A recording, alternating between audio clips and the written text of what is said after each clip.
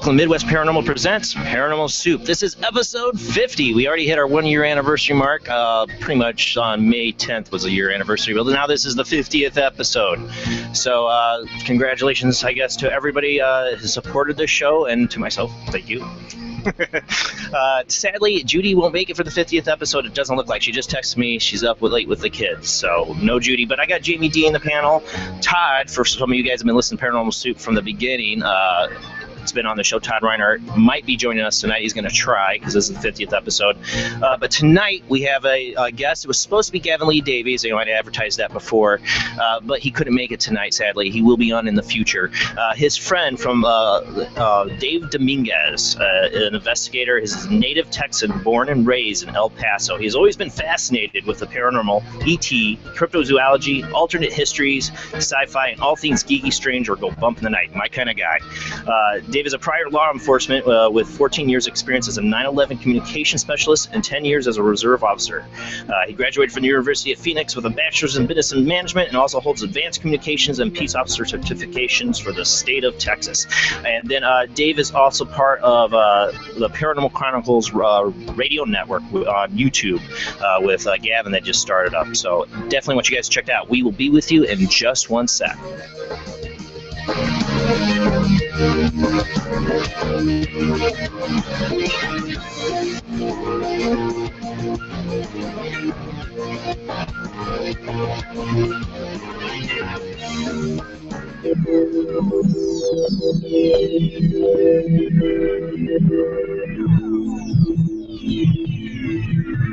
Well, welcome to another night of Paranormal Soup. Like I said, this is the 50th episode.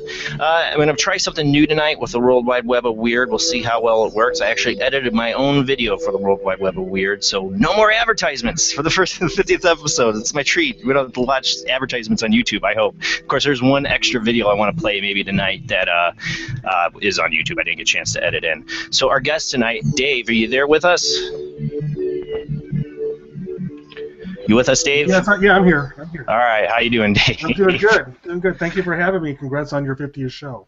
Well, thank you. It's great that one thing, Gavin's had a death in the family, couldn't make it tonight.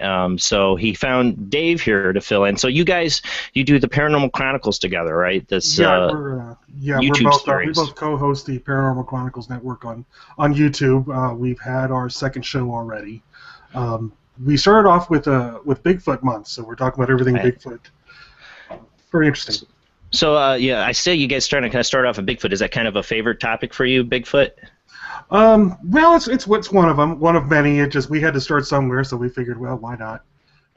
It took me a while to get my own Bigfoot episode, so you guys started right off. I had to find the right guest to do it, because I'm not very knowledgeable about Bigfoot, but I'm very interested.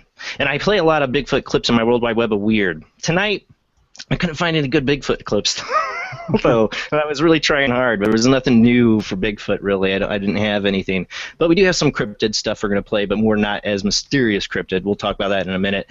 All right, Jamie dropped out. I'm hoping she pops back in, and like I said, Todd might join us later. This is we are also have the lines open for the the Skype call-in line tonight, guys. So if you want to try to call in at some point later, the Skype ID is oojblandoo, and you can call into the show like that. Don't call right now because we're going to do the World Wide Web of Weird, and we're going to talk to Dave. But later in the show, we will. It might be a short show tonight. I don't know. We might go to the midnight time. We don't know. We'll see, because Dave came onto this very last minute, so. I know he's not prepared as much to do an interview, but thank you so much for doing this, Dave. And like I said, join in on the World Wide Web of Weird. Interrupt me anytime I'm talking. You got a point you want something out, because I miss stuff when I do this World Wide Web of Weird. I'm like, oh yeah, it's totally obvious. So to do an interview. But thank you so much for doing this, Dave. And like I said, join in on the Jamie. We're hearing YouTube on your end. Something out, because I miss stuff. All right, hold on one second though. We got Jamie. You're popping in with feedback. So I'll let her figure that out. Well, while she's figuring that out, we're going to hop in the World Wide Web of Weird.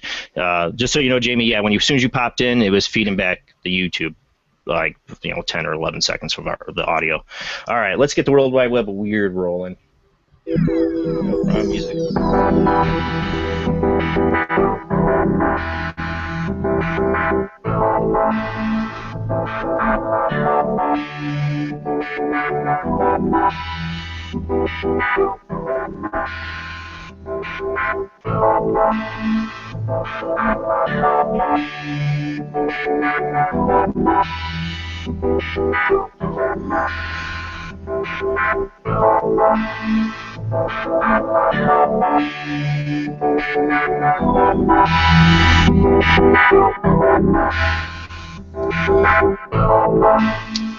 Tonight, the World Wide Web of Weird.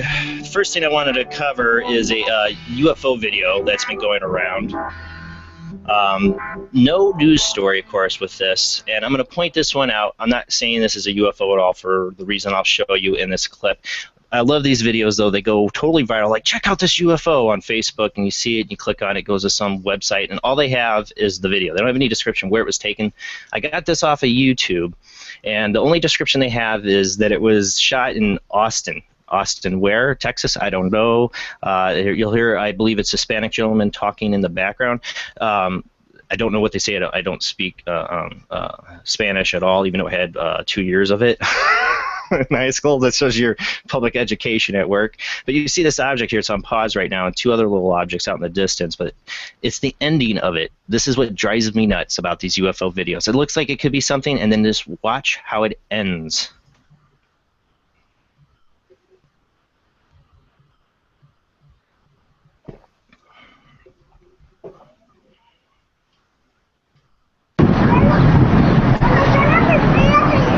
Lo sigue. Corre, güey. No sabes qué, quiero el cargador, güey, era el que quería. Mira, corre, ven, ven. Right there, that whole little flashing clip. I swear, the biggest telltale signs to the CG stuff, the UFO stuff, is they never know how to end it. They never know how to end it, and they'll do it with some, like, it zips away, you know, or they'll do like it shrinks down to nothing, or it'll flash and disappear. It's like the biggest telltale signs. It's like it looks real right up until the point they got to figure out a way for it to go away. I'll get rid of this here. All right. So next up is another UFO. This was on Fox News. I'll play the video in just a second. It's remarkably clear a video of an alleged UFO hovering near the infamous Wright-Patterson Air Force Base in Dayton, Ohio, has garnered attention beyond paranormal research circles. The footage, which appeared online over the weekend, features a couple spotting a strange dark object in the sky, which boasts a sharp, angular shape, kind of similar like this one was angular, but a little different. Their bewilderment is captured perfectly in their colorful commentary that consists of mostly curse words, which have thankfully been edited out of the clip we're sharing with you. After about a minute of simply hovering in the same place in the sky, the object slowly dissolved into the clouds around it, and it disappeared entirely from view. This is from Coast to Coast AM. I forgot to mention that.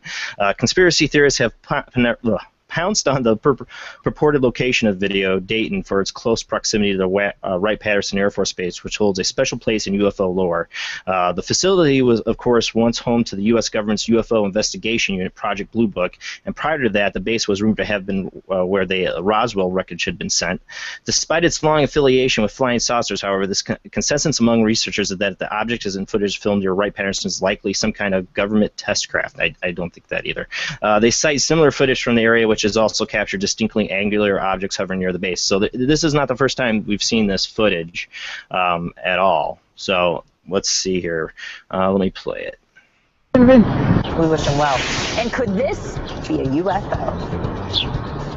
It looks like it's moving with the clouds. Oh, do you see this? That's crazy. The internet is buzzing this morning over this bizarre video shot near a military base in Dayton, Ohio, that appears to show an object hovering and disappearing into the clouds. Here's another sighting of a similar object, also allegedly over Dayton, believed to be the same UFO. Well, what do you think about this? May have an opinion.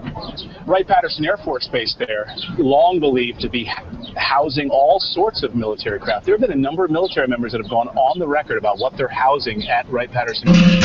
It kind of was, Wright-Patterson was kind of the first Area 51 before there was Area 51. All right, so this next one's another one. I love the International Space Station stuff, footage. This is International Space Station under attack. Bizarre UFO or missile filmed by International Space Station. Online conspiracy theorists. This comes from the Daily Express official site. Online conspiracy theorists have released a video of what they claim shows the International Space Station under attack by a mysterious UFO or missile. The extraordinary claim is made in the footage released on YouTube by Pete WHT HCO. The video entitled International Space Station Attacked or Missile or Attack Missiles or UFOs Interesting Capture claims to be recorded by the International Space Station's own live stream camera this month before being sent to it by Heather Ortiz from California. In the video, which has been broadcast as a series of still images rather than moving footage, a dark cylindrical shaped object appears to have passed closely above the Earth to a proportion of the International Space Station that can be seen to the left of the frame. The next clip appears to have moved away from about the International Space Station. You'll see it's a series of clips. And let me see. I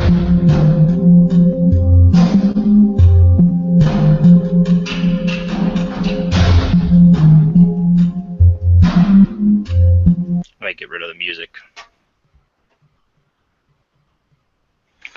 But you see it kind of moves away. There's just a couple still frames. I would have loved to see what the actual moving footage of this would have been like, if it's real. People can superimpose anything on these pictures and say it came from the International Space Station, so who knows on this one. And I don't think anybody's firing missiles at it, so it's either fake or it's maybe space junk or maybe a UFO. But I love getting this stuff. I love these stories. All right, what do we got next? This one, actually, Todd, who might be joining us, sent me this, and I had seen it before, but I wasn't sure if I was doing the World Wide Web of weird. But you know what? I'm a big fan of the Tutankhamun story and the Ancient Aliens. Me and my wife sit there and watch Ancient Aliens at night, laying in bed. And they had Newton, who was Tutankhamen's father, how he changed the religion of Egypt and worshipped one god instead of many, and that they say he was very alien-like, and Tutankhamun was like a half-bred alien as well. Well, this is an interesting turn of events when it comes to the Ancient Aliens idea, and I'm sure Ancient Aliens is going to jump all over this as soon as they get an episode for it. The dagger buried alongside the young pharaoh appears to have been more valuable than previously thought. Using a technique known as X-ray fluorescence spectrometry, researchers from Milan Polytechnic, Pisa University, and the Egyptian Museum in Cairo determined that the iron in the ancient blade contained a high percentage of nickel as well as other materials typically found in meteorites. The team was even able to track down the specific meteorite the blade was constructed from, a rock named Karga, probably butchered that, which was discovered 16 years ago in a limestone plateau at Mursa Matura.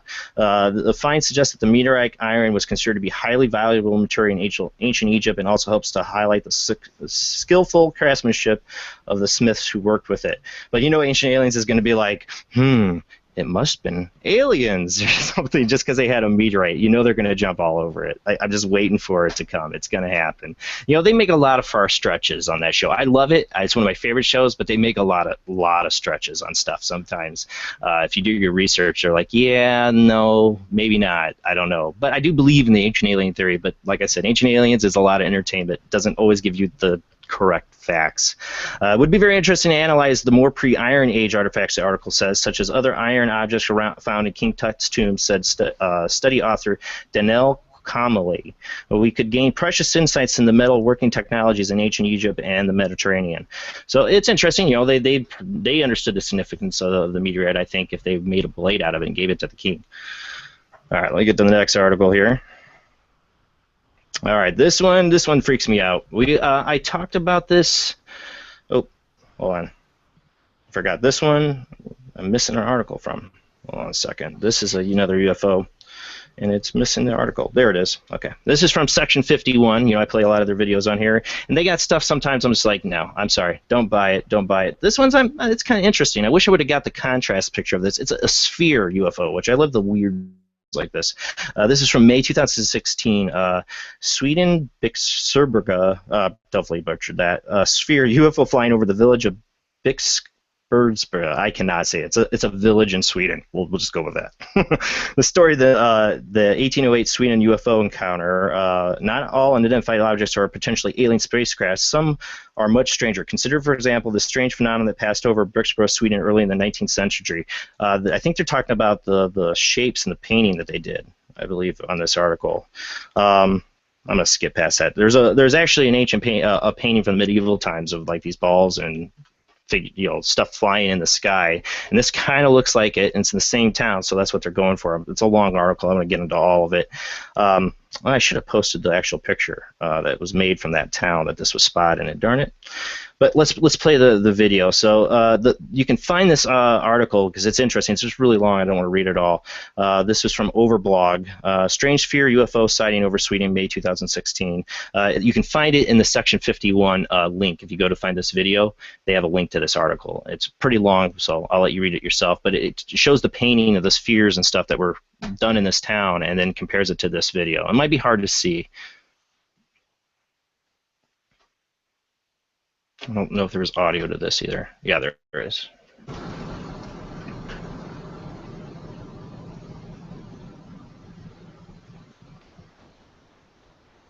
it's almost like there's like there's like a fluid moving over it or something. I don't know. It could be shenanigans most likely. And there's a lot of stuff that ends up under Section 51 I call shenanigans on. But it's interesting.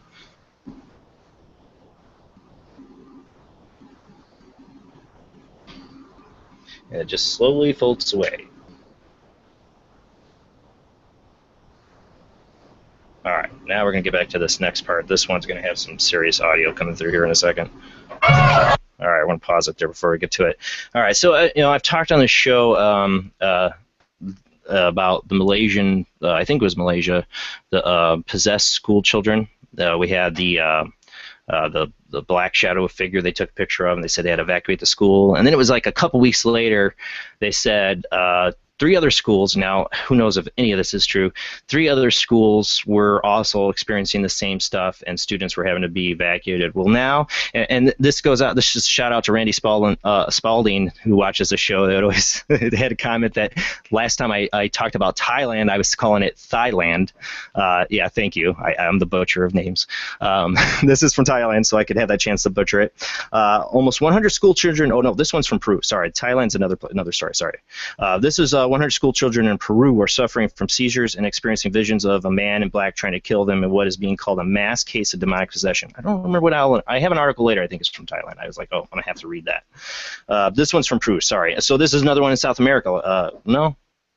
So yeah, we've had a number of other cases in South America I've talked about on the show too. So it's weird. Something going on with like possessions of school children. I don't know.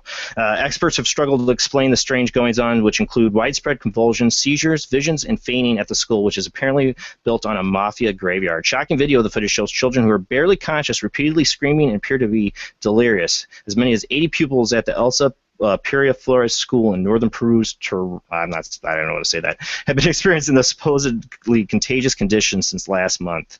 The local doctor said, we don't understand how this has kept on going. We know it started on April 29th, and now it's still happening. Now there are almost 80 pupils. So this might be related to some of the stories we've heard before. A concerned mother whose daughter has experienced some of the symptoms said she fainted in school. They didn't say anything at the hospital. She just fainted. She keeps on spitting froth from her mouth. A pupil who has suffered from the bizarre episode said, it's disturbing for me to think about it. It's as if someone kept on chasing me from behind. It was a tall man all dressed in black with a big beard, and it felt like he was trying to strangle me. My friend says I was screaming desperately, but I don't remember much. Another school girl said she had trouble breathing and was desperately holding her neck as if someone was strangling her. According to her friend, she kept screaming, take it out. Another anonymous girl, age 13, told local media, several children from different classrooms fainted at the same time. I got nauseous and I started vomiting. I heard voices, and a man in black chased me and wanted to touch me. Franklin Steiner, a parapsychologist who investigates the paranormal and psychic phenomena, said, it's known that years ago there were many victims of terrorism here when the school was built, so some say bones and dead bodies were found. Locals believe in the disturbing episodes are a case of demonic interference, saying some children must have played games that invoke demons such as the Ouija board, which are used to communicate with souls of the dead.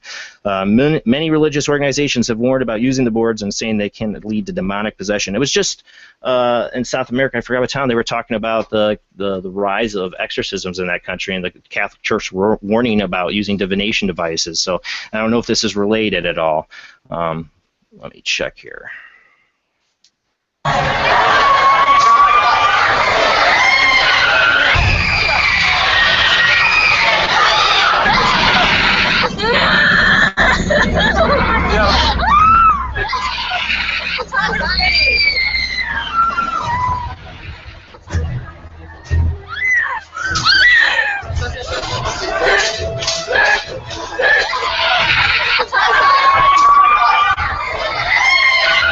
Vecinos, vecinos, algo raro ocurrió en Tarapoto la semana del 29 de abril al 3 de mayo, algo que produce muchas explicaciones, pero las imágenes hablan por sí solas.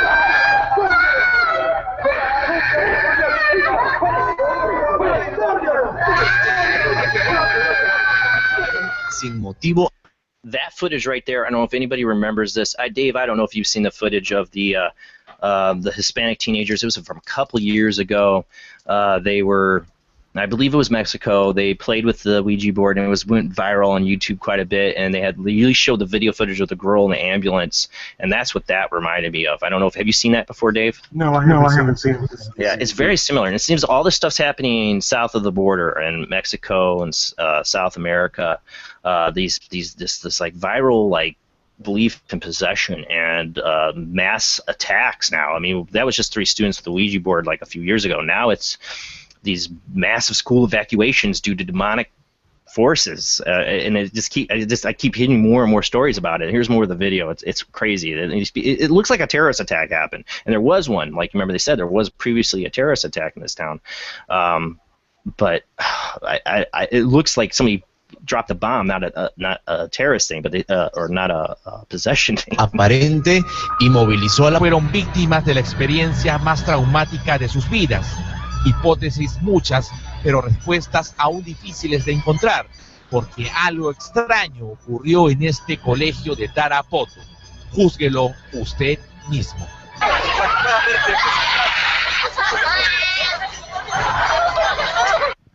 Oh, all right. The biggest freaking alligator I have ever seen in my life. Now this is huge and viral. If everybody's seen this, and when I first saw it, I thought it was fake, but I did my research. It's not. This is actually, there's a number of videos up on YouTube you can find of this alligator over the years on this golf course, and he's just gotten bigger and bigger. It's a real alligator. We're gonna play the whole video for you in a second. Massive reptile took golfers completely by surprise as it casually strolled towards a nearby lake. Charles Helms had been enjoying a round of golf at Buffalo Creek Golf Course in Florida when he turned to see an alligator so large that it looked like something out of Jurassic Park. And now I didn't want to play it because it had Jurassic Park music and everything, but they've made a Jurassic Park video out of this. Like, they show them like the scene when they all pull up at the field and see the dinosaurs walking in, and they cut to the alligator. Grabbing his phone, he was able to capture the moment on film as a lumbering reptile slowly walked across the ferry without showing any interest in the people standing by. He doesn't bother anybody, and they don't bother him. He's like a mascot for the course, which is owned by Manatee County, said golf course employee Wendy Schofield. This article, I forgot to mention that, Unexplained Mysteries, by the way. This is where this article is from. There have been guesses that he's 15 to 16 feet long. Now, previous videos I saw on YouTube of this alligator, it said 13-foot alligator like 5 years ago, 14-foot alligator like 14 years ago. This thing's just gotten bigger. And it looks like it'd be something CG, but it is real. And my best part is here, he's going to tell the guy, like, get closer, get a perspective shot or something like that. And his friend, I don't know if it'll come through on the audio, tells him to F off. Or go F himself. You can barely, I don't know if you'll hear it or not. I tried to loop it, but it didn't work out well. Life. Jesus, they must be 15 feet long. You gotta be kidding me. Well, you ever seen anything that big? No, never. I think that's 2 guys in an alligator suit. Dave, get next to it for perspective.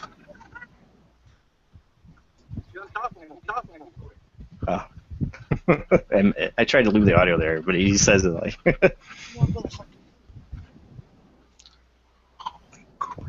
He's a big fella. Oh, hey, Todd. Hey. You just missed. I talked about the Tutankhamun blade too that you had posted. No, I was just checking out the alligator and was going to decide whether or not I was going to weigh in that's like a really shallow depth of field lens, so it makes him look even bigger. Yeah, but I was saying that I went and did research because I thought it was like CG or something. Like, no, that can't be real. It's like, I think he's real, and I think he's huge, but the cell phone lens makes it look that much bigger. Well, I went and looked at videos. Like, there's a video from the same golf course like 5 years ago, this alligator, and they put 13-foot alligator, and then like there's one that was like 4 years ago or 3 years ago, and it's like 14-foot alligator. I think the alligator has gotten bigger. Oh yeah. Would you go golfing with that out there though? Oh sure, why not? Other than I'd rather like take pictures of the alligator than golf. Right, yeah, of course. Todd has been on the show before. It's been a while, so you're back for the 50th episode. So it's an anniversary. Yeah, it's 50th anniversary episode. But people remember Todd was on the show from the beginning, and Todd is a photographer, and our group, Midwest Paranormal, got to investigate his photo studio. We've gotten a lot of great evidence from there. This next one, and this is the Thailand thing I was talking about. I don't know why I forgot it was the snake video. Of course, I think I've had snake videos like the last 3 weeks. What is it with videos on the internet playing on my worst fears with snakes in the toilet? And it only got worse. Remember the other week I talked about a snake in the toilet and that? No, now this one's a snake in the toilet. It bit the guy's penis. I mean, come on. It's just like the internet knows my worst freaking fear in the world. You and Indiana Jones. Yeah, and it thanks Porky's too for having the snake in the toilet scene scar me as a child. I shouldn't have been watching Porky's too anyways, but let me get the article up for this one. Well, Thailand snake in toilet. This is oh god. I'll play the video for you. If you have I have to cringe. Luckily you guys can't see my face when I'm watching this video.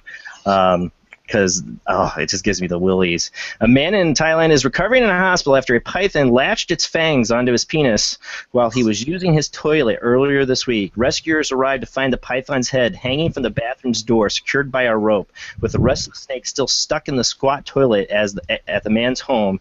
And Chakanagaso province, definitely butcher, in Bangkok. We'll just call it Bangkok, okay? Hey, you know me, I've got to call BS. He was trying to get funky with the snake. Things got rough. He got mad.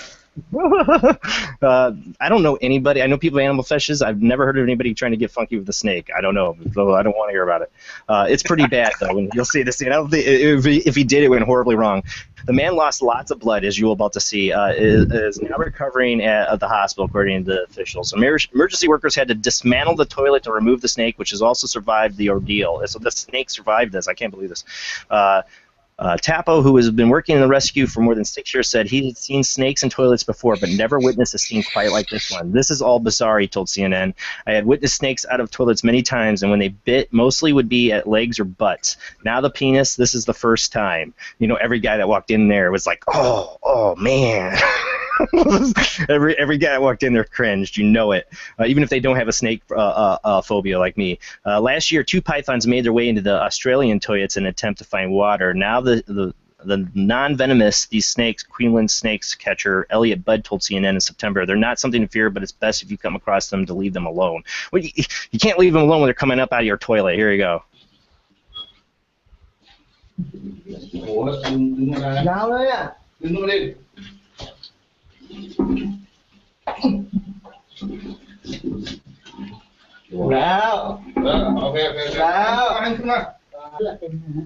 Well, it's a retic. It's not a Burmese. I know nothing about snakes because I've never wanted to know. I've had probably 1,000. Yeah, my best friend had a bunch of snakes, and I would. This is the poor bastard. I don't think we need a translation to see what he's talking about. I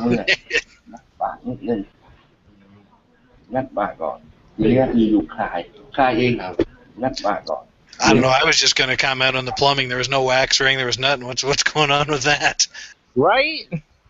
No, well, they saved the snake's life. นะคะก็ถ้าเราเรื่องการติดเชื้อไม่มีบาดแผลดีก็น่าจะปลอดภัยอันตรายจะน้อยแต่ถ้ามันโดนท่อปัสสาวะเนี่ยก็จะเป็นปัญหามาก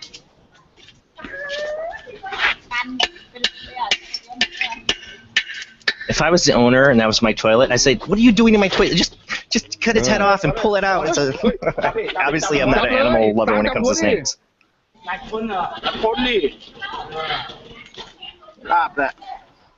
Poor guy. And that's it for the World Wide Web of Weird. I have one other video I might play later here if we have to take a break that I didn't make it to the World Wide Web of Weird tonight. But let me get my screen share down. That way.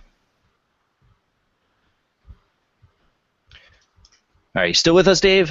No, I'm still here. All right. Sorry, it took longer. That's the first time I ever done it with Todd, you remember how he kept on telling me to do the show with do the videos with no ads? There it was. Yeah, it's great. First time. Jamie, were you able to fix your audio or figure it out at all? See if I'm echoing. I think I'm all good. Test. Don't hear myself. Okay. Good. All right, Dave. Thanks for joining us tonight. I know it was last minute. Test. I hear you. Check the microphone. Let me make sure that's there. Okay, Dave. Sorry, we had a little with Jamie. I was seeing if we could fix it. All right. Tonight, we're going to talk a little bit. It's going to be a casual conversation, and we have the Skype call-in line tonight. Remember, that's oojblandoo. I will have that up if you want to call in to make a comment or talk to Dave or me or have a question. Tell us a little bit about yourself, Dave. Let me get also so people can see you, because I just realized I don't think I have my... Oh, no, I got it. Yeah, tell us a little bit about yourself, how you got into the weird and the strange like I did. Well, it all started because, my dad was into, Bigfoot and Loch Ness and UFOs and things like that. So, as a little kid, he took me to go see that first documentary about Bigfoot back in the drive-in. They were playing in the drive-ins. So since then, I've been hooked and just tried to read everything about Bigfoot when I was a kid, and the Loch Ness monster and ghosts and spook, everything odd and weird. And then same thing with my mom. My mom was very open to the paranormal, and she'd tell us stories and things like that. So it's because of them. They were very open-minded about that sort of thing. That the reason I got so interested in it. It's definitely got, my mom definitely influenced me. I think one of my earliest memories, my mom, telling me a ghost story, telling me like about the Bell Witch. Mm-hmm. And the story, because that's something that always fascinated her, and that stuck with me to this day. Like just her telling me about everything she knew about the Bell Witch story and everything, and just fascinated me that this a spirit could talk to people and like torment them like that. And my mom's telling this. I think I was probably 6 or 7, but she knew I had a thing for the weird. It was, I don't know. It was ingrained in me. So I'm wondering how my kid's gonna grow up. You're gonna give me a little insight, because my kid's getting the childhood you kind of got, because his mom and his dad are that way. The funny thing is, my kids aren't really that much into it. They're kind of like, oh, okay, that's cool. What else? I'll run off to their Xbox or whatever. And, they're desensitized. Sometimes my son will correct me, Dad, that's not a Bigfoot, that's an ice giant. Okay. It's hard to compete. Like we're talking about UFOs and Bigfoot. They're like, Dad, I have Xbox. Thank you. Yeah. I'll go do that. When I was a kid, I didn't have a video game system. No, we had Outside. That was our. Yeah. I had Unsolved Mysteries, the book set, with pictures and everything. I had the World Book Encyclopedia. That was mine. That too. Oh yeah, definitely. So yeah, well, it's interesting how what the next generation of ghost hunters are going to be like, or paranormal investigators, people into the weird like we are. So what do you do in your? Have you made it a hobby? Do you go out and kind of investigate on your own anyway, like ghost, Bigfoot, UFO, or? I interview a lot of people that actually go do that. I have my own show, the Event Horizon Show, where I've interviewed quite a bit of investigators and people that have gone out and actually searching for Bigfoot. A few authors have written some books about it. And where I live, there's really not a whole lot of places for Bigfoot to hang out. I live right in the middle of the desert, so there's really no place to Right, he'd be kind of obvious out in the middle of the desert. Yeah, they would be, but we do have a lot of hauntings, though. We're a very haunted city. So I've been in a few haunted places, a few haunted houses, a few haunted churches. So it's kind of interesting. Your show is, you said, what's the name of the show? The Event Horizon Show. Event Horizon, which, by the way, I love that movie. Any relation? It has nothing to do with the movie. I do love that movie. But where does your show air? It's right now. It's on the Paranormal Chronicles Network. Okay. I was on a previous network for about a year, then that ended, and I moved over with Gavin Davies on his network. So we're going to start posting them on YouTube. And is it a podcast or is it live? No, it's like a podcast. It's a podcast. Yeah, cool. Yeah, it started live. When I was on another network, it was live, but now it's just recorded. Yeah, podcasts. I started out with that. I don't know. I like to get the live interaction, but I've been wanting to, like, if I had more free time, I'd also be doing podcasts on the side. I would love to do it, especially on certain paranormal topics. So, what is your favorite paranormal topic then? I guess it would have to be ghosts and spookies and things. Yeah, that's mine too. I like that sort of thing, and just See, on the just desert, messing you've with it. got the best UFO viewing territory, so. Yeah, we do. Definitely. We don't have very many. Believe it or not, we don't get very many UFO sightings here. They come in waves. You might get it one day. I swear, certain areas they come in waves. We had it here in LaPorte, Michigan City, in the '90s, and I haven't seen one since. Yeah. So you might get your wave of El Paso. You're in El Paso, right? Yeah, I'm Texas. in El Paso. Yeah. You might get your wave of UFOs one day. Take advantage of it if it happens, because I was in high school when it happened here, and I haven't really seen it ever since. Well, we had something, I think, last year. Somebody, and even the local media made a big deal out of it. It was something that looked like a Borg cube that popped out over the city. We played that on here. That was posted on another thing. Yeah, that was photoshopped. Yeah, that's what I was gonna say. We called BS on that. Todd, you might have been on one of the episodes we played on that for that one. I think the cube in the sky. It was like the black cube. Yeah, that was total Photoshop craziness for subscribers. And there's so much of that. Trying to do the World Wide Web of weird. I play stuff I know I don't think is real, and I'll say it's not, but I'll play it to point out stuff. But it's so hard to find stuff that's like maybe that could be real. I don't know. We're living in a land of illusion. Yeah, well, some of the stuff you play. My opinion, anything that I can reproduce or fake, that I don't believe. I'm sorry, but. True. What are you gonna say, Dave? Well, those video clips that you played earlier, that very first one. That was supposedly taken over Austin or something. The guy was speaking Spanish. Yeah. Well, I speak Spanish, so I understood exactly what he said. He was awesome. He was yelling at some kid to go get his phone charger because he was running out of juice. See? And he was saying, "Run, go get my phone charger. Get me my phone charger." And then when he said something like, "Oh, damn, it ran out" or something. That's when that image disappeared. So maybe he was doing something, and he needed a phone charger. You see these videos where they post some foreign language. That's what he was saying. Give me my phone charger. I guess he sounded like he was talking to his son or something. So here are all of us, American people that had 2 years of Spanish like me and still don't understand it. Going, what are they saying? Is it a UFO? He's commenting on it? And Hispanic people are like, what the heck? This is stupid. Yeah. Why would you be talking about a bow charger? With a UFO over there. Well, that's what he was saying. He goes, go get my phone charger. Get my phone charger. Hurry up! Run! I see some of these videos, like it's not just Hispanic. They use all kinds of audio from all over the world, and you have no clue what these people are saying. It's just like they just take random video. And all right, you gotta keep Dave around anytime there's something in Spanish, the translator. I sure as hell don't know. I had a feeling it had nothing to do with UFOs though. When I was watching, it's just a hunch. Just a hunch. It looked like an oil rig out in the ocean to me. Way the hell out there. Yeah, I love that the flash away is kind of like the giveaway. Like I said, that's kind of the giveaway.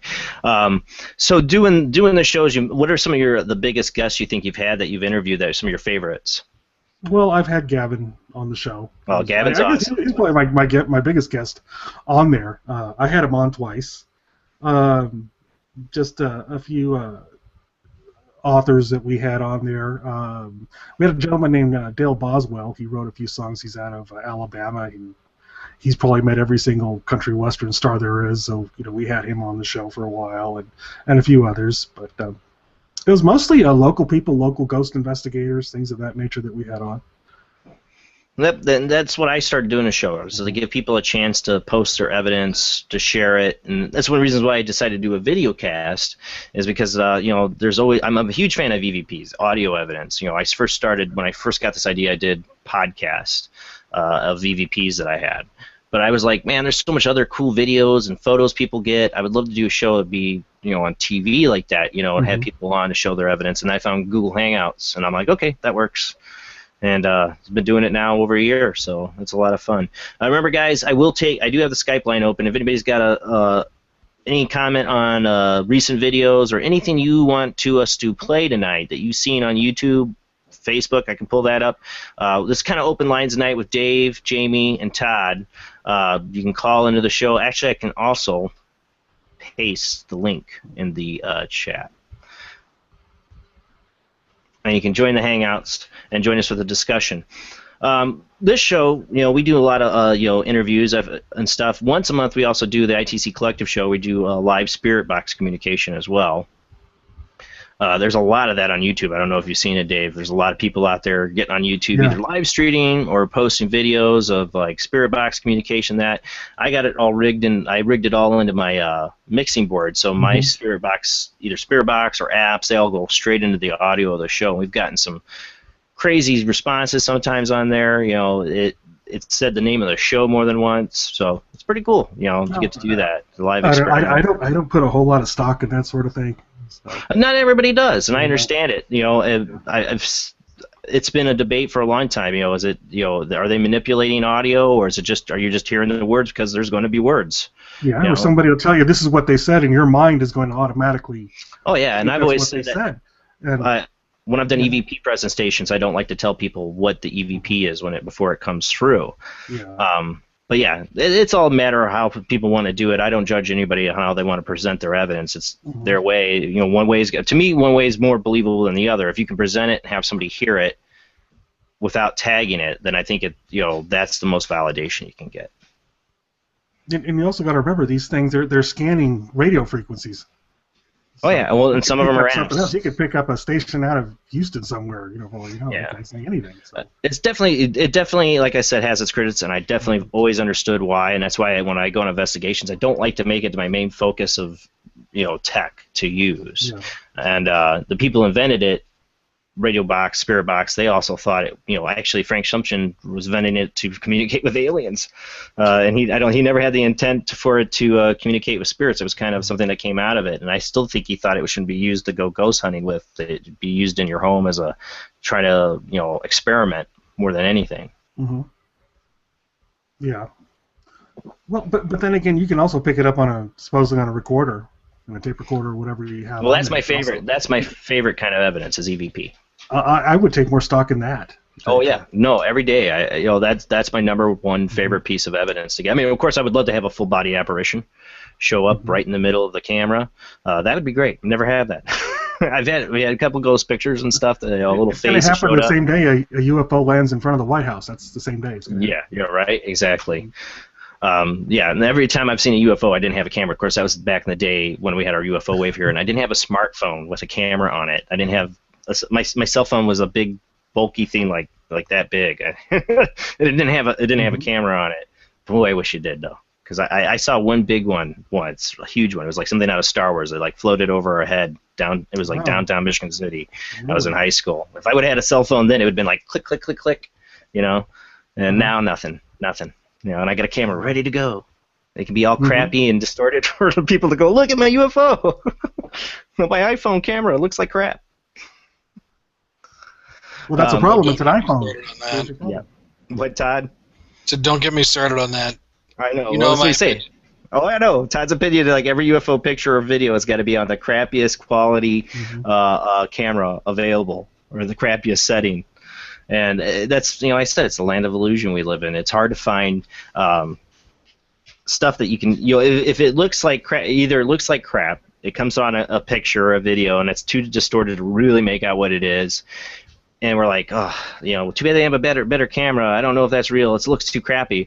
Or it looks so real, it's so crystal clear, we're like, oh, CG, or model, or it's fake. Some way it's fake. It's too real looking. So it's like we never know. We never know what really, truly is real. If there's a way to fake it, there's a way to fake it. People will. Yeah. Well, just like the Bigfoot pictures, they're always blurry. They're always, at a distance or what have you. There's never any crystal clear Bigfoot pictures. Yeah, and if they are, we think they're fake. That's what it comes down to. It's like, oh, it's too real looking, or the videos are that way. And people, how many years ago did they do the Patterson Bigfoot video? And people are still arguing over it. Yeah, it was I think 68 or 69. So. Yeah, they're still arguing over it. I've seen how many specials and how many things, and one person analyzes it and says it's totally real. It's it's biological. It's not no way that could be a stride of a person. All that, and then you get another analyst, and they're like, no, it's a person in a suit, blah, blah, blah. Nobody knows for sure, in my opinion. I think it's still up for debate. Also, think about it. People say that. I'm sorry, go ahead. Oh, no, I was just saying that to me is more valid when nobody can definitively say yes or no. Yeah. Yeah, and I've heard that supposedly at that time they didn't have the technology or whatever, and to pull something like that off. But I got to remind people at that time they were filming Planet of the Apes not too far away from there. You're That's dead a on. valid point. At that That's time. a dang valid point. Yep. So there you go. So, And these guys were out there. They were out there. It wasn't like just two guys by chance for filming out there and caught Bigfoot. They were out there researching to make a Bigfoot movie. yeah. And they had a suit that's been proven. They did have a suit at one time, like a Bigfoot suit. Of course, it didn't. I think one of the documentaries I saw proved that it couldn't no way been the suit that was in that video. It didn't look anywhere near good enough. Because the Patterson film, I mean, it looks. I mean, to this day, it's, even though it's the shaky camera and it's on that 35 millimeter film, it still looks amazing. You know, you can see the head's breasts that move up and down. You know, the stride. You know, it looks. I mean, to me, it's still one of the best footage out there. If you're into that thing, yeah. Yeah.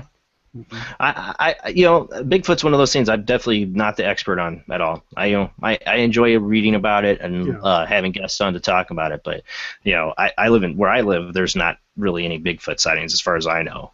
There have been some in Indiana, but I'm not in my town as far as I know. Unless you know something, Todd, I don't. I don't claim to be a Bigfoot expert. I've just read a lot about it. And yeah. I thought there were reports back in the 80s and that up around the dunes and Mount Baldy stuff. But Really? A Bigfoot? Maybe. I don't know. no, that would be the area for it. But Yeah, I guess I would. I mean, body of water and everything. But so in El Paso, what are some of your haunted locations that you've been to? well, we have a supposedly one of the most haunted high schools in the country, El Paso High. I've actually been in that school. It's the story. The story goes that there was, you know, there's always a girl and she's heartbroken over a boy and throws herself out a window. So that's supposedly what happened in the 50s or 60s, something like that, around their 40s. And it's said that at night you could see her, and there's a lot of cold spots. During the day when there's classes or anything, it's nothing. It's pretty normal up on that. I think she threw herself out of the 3rd floor or something. So years and years ago, when I was working out on patrol, a friend of mine was one of the school district police officers, and it was about 2 o'clock in the morning, and he calls me up on the cell phone and he goes, "Hey, I'm going to go do a check over at the school. You want to go check out the 3rd floor where they say the ghost is?" So I said, "Oh, hell yeah!" So I drove over there. I met him. Yeah, I went over there and I drove over there and I met him, and you know, we got out, turned off the alarms, and you know, went up to the 3rd floor, and he says, you know, they said there's these cold spots. Let's go check them out. I said, okay, let's go. And yeah, it was creepy as hell. And we walked through areas, and mind you, this was in the summer. So in El Paso in the summer, you know, 2 o'clock in the morning, it's still 102 degrees outside. Yeah. So we walked through, and the building's hot. The air conditioner's not on. It's middle of summer. There's no classes or anything. Right. So sure enough, yeah, we'd walk by, we'd feel cold spots, and it was creepy. It was like somebody was watching you. And you know, can you imagine, you know, two guys, 2 cops in uniform, well armed, walking through a school, getting creeped out? You know, that was kind of.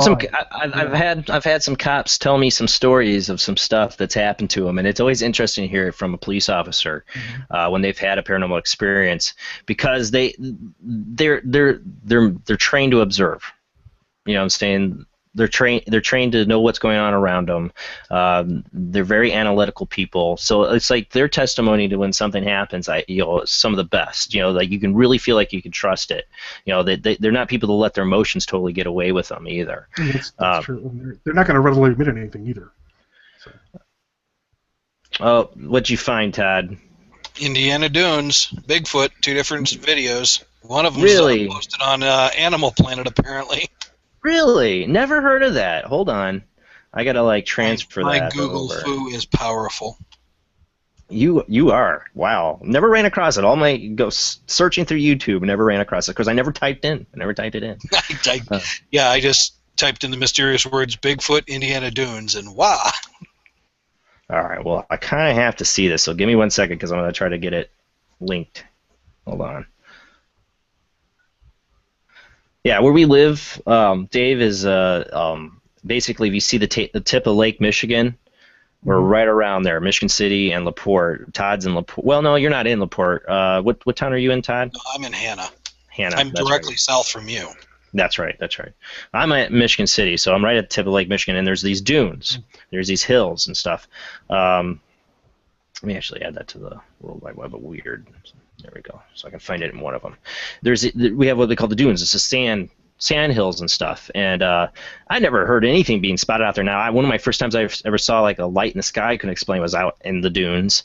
One of the big ghost stories is there, Diana of the Dunes. Diana of the Dunes is what I was getting to. I've known a couple people who swear they have seen Diana of the Dunes. And one person who was totally not a believer swear to God that something ran across the road, and he didn't know anything about Diana of the Dunes, and I told him, and he's like even more freaked out about it. He's like, it was like a blurry like body figure mist you could kind of see through, and it went right across our car. We slowed down, almost hit the brakes, thought we were going to hit somebody, and then it just disappeared.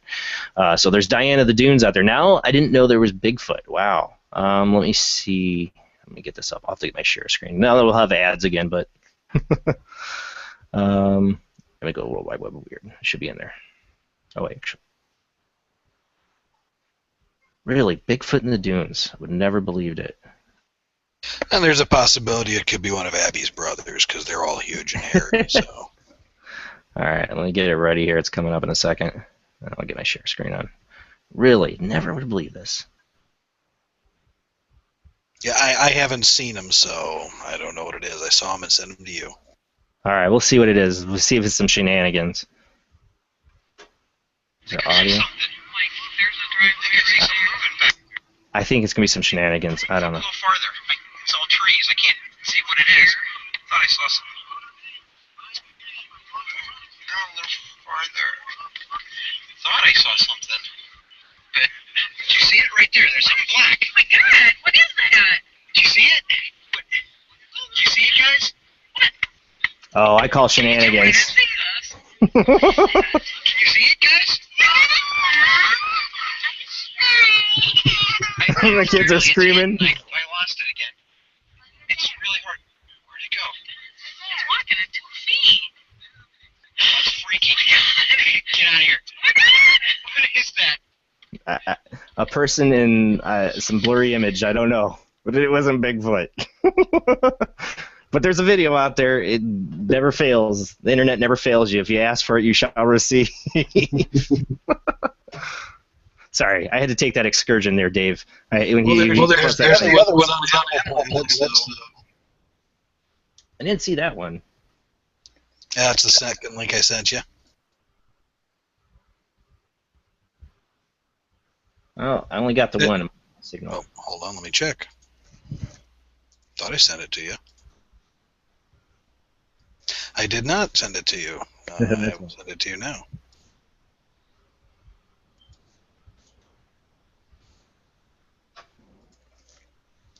If anybody is trying to call on the Skype line, right now I have it down for the moment so I can find this video.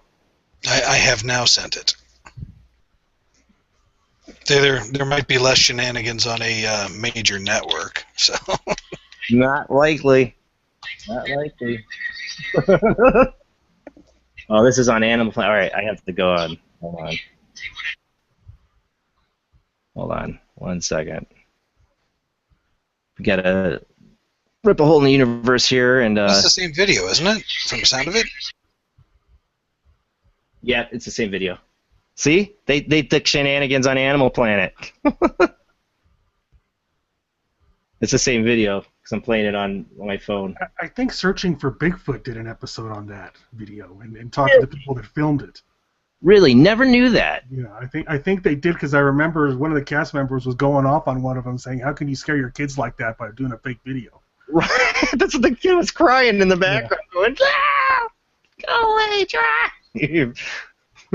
Scarring your kids for life. That's a parent's right? I can't talk. I let my kid watch Jaws, and that was the worst. It was right after we went to the Shed Aquarium, and he wanted the shark stuffed plush toy. And that's his favorite animal, he said, is he wants the shark.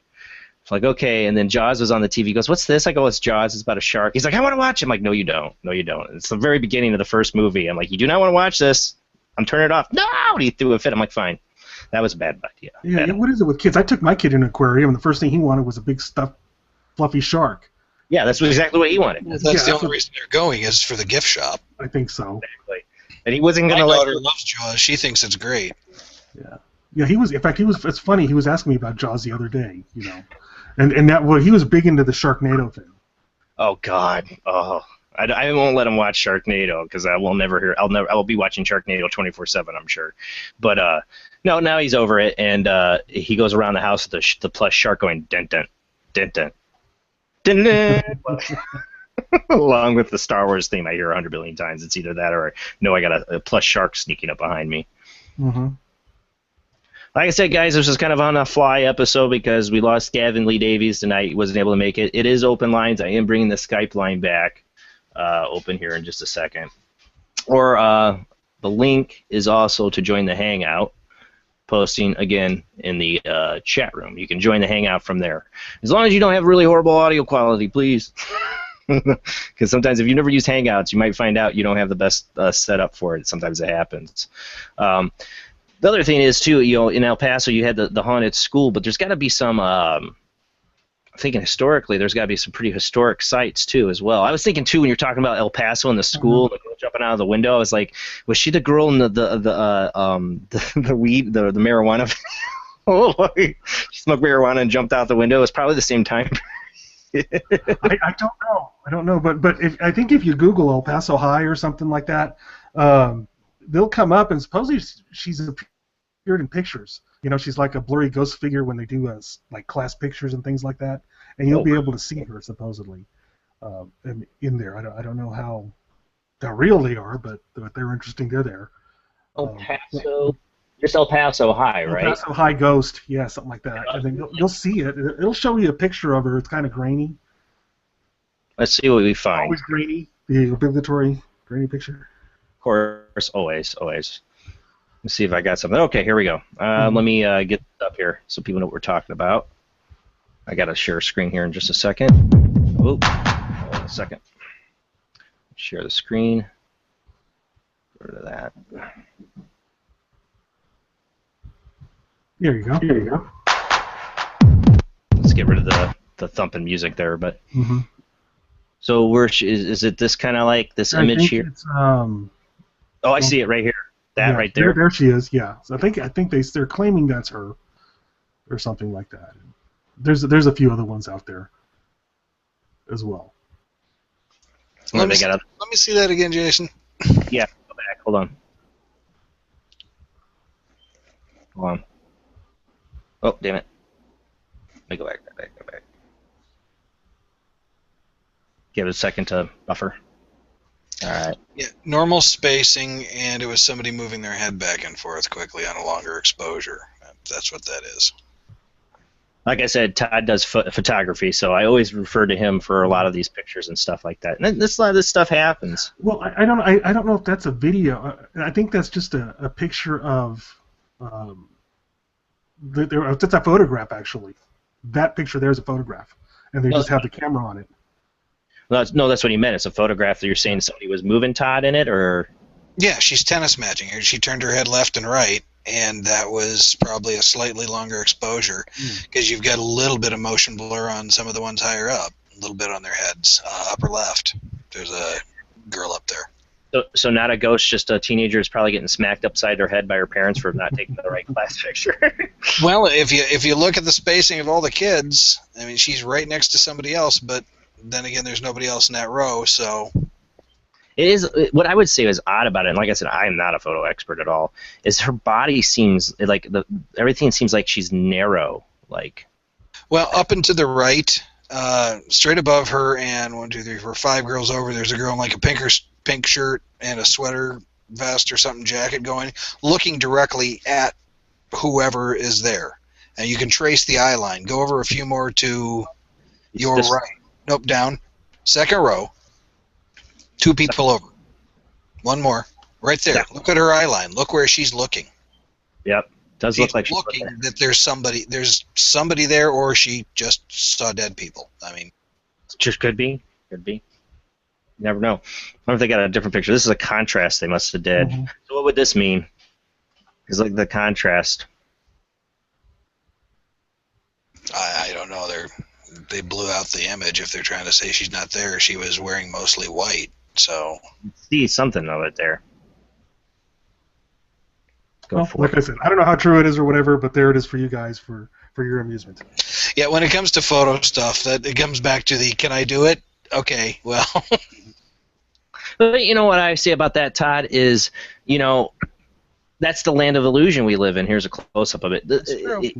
Just because you can recreate something doesn't mean it's not real. I know, and that's the hardest part for me, because I do believe in the paranormal, but it's people are willing to fake it and are capable of faking it, and that's the problem. That destroys credibility.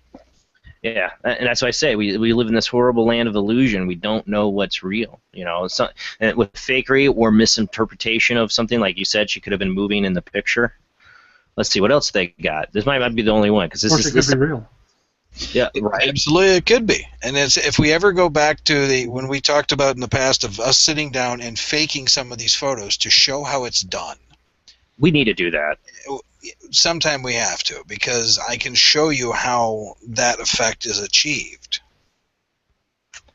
Ghost Stories of El Paso, Volume 1. It's a minute 13. I'm kind of interested. Let's see what this is.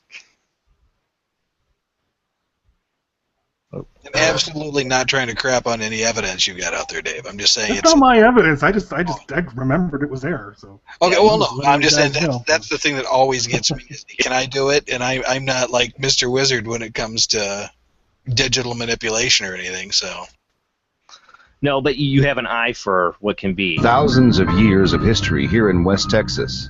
You're bound to run into some ghosts, spirits, or other unusual occurrences. These are the ghost stories of El Paso. I can imagine a ghost hunt at the Alamo would be crazy. The Yeah, in the basement of the Alamo. Keystone Heritage Park. El Paso High School. There it is. There you go. Mount Cristo Rey. The El Paso Public Library. The Plaza Theater. I've heard about that one. Why are theaters always Franklin Mountain? You know, it's like they're attracted to it. Well, a couple months ago, I was on Kevin Malick and Jennifer Selsey's show, Paraversal Universe. We did like me, Gavin, and dang it, I can't remember the other girl's name. I'm totally Teresa Racer. We came up with a list of haunted places, and I did mine by like haunted archetypes, and I almost had theater in there because there's like there's the ghost ship, there's the haunted hotel, there's like this just like archetypes of places that always seem to be haunted, and like theater. That was one I almost made my list. That's one that I would agree. Every theater, even like the modern theaters, people always seem to say they see ghosts, and it's why is it? What's the attraction? You know. Other than the ghosts are sneaking in to catch a free flick. Or did they feed off of people's energy and emotions in the theater? I don't know. I've always wondered about that. Because one of the first places we ever got our chops investigating was a theater. It used to be a church, and then it became a theater. It was the A Street Theater. And, it seems like... Church is more I can buy it, though. And we know by my building, we know the link there, but it's like... Yeah. Well, it made this 5 scariest haunted schools, too, your El Paso High. Mm-hmm. Came up in that. That's pretty cool. Well, has anybody done the history on it? Like, was there a girl that died or committed suicide and that should have been her class photo type of thing? Or yes and no. There are people that say that, yeah, it happened, and I think the school district denies all knowledge and that kind of thing. So, I don't know. It could be anything. Shit, I don't know. Sorry. Yeah, it could be anything. Hell, it could have just... when we went up there, it was kind of creepy, and we did feel cold spots, and it was kind of odd. So I don't know if your imagination's playing tricks on you or what, but it's a creepy place. I'll tell you that. If a girl really did throw herself out the window, it had to leave some kind of trace of something. That's pretty awful. And yeah. What time period I have to say it's like an urban legend. You don't know for sure, but what time most people think it happened? Was it the 50s or 50s or the 40s or 50s? I think. Yeah. Around that area at that time. Like I said, she was smoking that wacky tobacco and she jumped out the window. It hadn't been invented yet in the 40s or 50s. So. But, these haunted places in our local towns are, you get to go. You like me, you kind of live vicariously through other people by interviewing them about places they go. Because I don't get to travel and go see all these cool places. I can only get the local places. So you did the local high school, or well, kind of local high school. But where are some of the other places you've kind of checked out? Well, we have a little town. It's called Fabens, Texas. It's about 40 miles east of here. And there's an old church. It's an old abandoned church, and they say that there's a demon that lives in that church. And I've been in it. It's creepy as hell, and you hear a bunch of odd things in there. But I had a friend of mine who runs the local the Southwestern Paranormal Society here, and he actually went over there to, I guess he tried to exercise or I don't know what the hell he tried to do, but this thing followed him home. Ooh. And he's telling me he followed him home. It wrecked his life, wrecked his marriage, did all kinds of horrible things to him. He was trying to exercise. I don't know if he was trying to do that, or I don't know exactly what he was trying to do, or talk to her, communicate with it, or sounded like a good time for him, but it didn't work. Yeah, so he did that, and he was. In fact, I had him on my show and I interviewed him, and he was telling us how this thing wrecked his life, followed him home, and eventually he had to get a priest to exorcise him and get it out of him, or get rid of it. See, so the priest was probably like, "What were you thinking?" That's exactly what the priest was thinking. What the hell were you thinking? Right. He's like, just watch The Exorcist doesn't mean you know how to exorcise demons. So anyway, this caused him to become an ordained minister now. So they convinced him. So he'll go chase ghosts and perform marriages on the side. So he kind of learned his lessons. I better really have the chops this time if I'm going to try to do this thing. And we also have 3 Spanish missions here, and they're about 400 and some thousand years old, 400 years old or so, and supposedly they're haunted as well. You hear and see Spanish soldiers walking around, or horses, or whatever it is at night. The Franklin Mountains that we have here. The funny thing that what people don't know about it is that's the very end of the Rocky Mountain chain, and it ends right in downtown El Paso. The city's just built all around this mountain. And there's a road called Trans Mountain Road that goes over it. I take the darn thing to work every morning. It's about 5,000 feet high. You go over it every day, and supposedly that there's a priest that'll appear at night, and this priest is walking this big giant German Shepherd, and they're standing on the side of the road, and he forewarns people there's going to be an accident or some horrific something going on, or whatever. He warns them, and then there's an accident usually. Yeah, there's an accident or something. It's he's you see him, and something bad's going to happen. That's kind of like that one. That's not the only town that has that kind of legend too. It's like these legends, like the Lady in White, the La Llorona. That happens on the side of roads. Yeah. We have ours here in East. Well, what would it be, East Chicago, Todd? There's in Chicago. There's oh God. By the cemetery in Chicago, I think. Yeah. Are you talking about Graceland? Oh yeah, Resurrection Mary. Yes. Resurrection Mary, and then you have there's one. There's the East Chicago one. The Hollywood sign has the white lady that jumped off of one of the letters, and her residual energy keeps showing her walking up and down the road all the time, jumping back off that letter over and over. And they always wear white. I don't understand why they always wear white. It always seems to be the ghost. I saw her. She was a white lady in a white dress. Yeah, Lady in White seems to be a really common one. Yeah, La Llorona means weeping lady, and a lot of times the right weeping lady. Am I right? See, I butcher it. I knew I'd butcher it. 2 years of Spanish, I've been butchered the whole time. And every single Spanish village has that same thing. Everybody. That's the way that's the Spanish version of the boogeyman. Yeah, and that's what I mean. And it would come and get you. So it's spread. Their boogeyman has spread throughout the country as they immigrated to different parts of the United States. Now it's not just Hispanic immigrants that see it. It's everybody. You know, like it's not just them. I mean, just a month or two ago, I had the whole this viral video went, and I forgot where that. I think it was in New Jersey, of this lady in white. And now the cops said it was they arrested the person. It was some 13-year-old walking, whatever. But I'm like, no, was she in a wedding dress? Because in that video, she was in a wedding dress. They never really gave to me a clear explanation. She actually freaked out a radio show host, and I can't think of his name, who went off about it on the radio when he was driving to work to do the show, and he saw her. And then one guy actually got a video of it, and you know. It's like something that is ingrained in it's like a archetype of hauntings again, you know, that we seem to run across. It's like these urban legends become like almost like a topa or an idea that becomes real. Well, and there's variations of it. It's either there as a omen or a warning. There's the crying lady in white that seems to be a common one, or there's if you're in a lake town or area where there's water, it's the wet one. She's in a wet dress, like she drowned, and that car crashed in the water.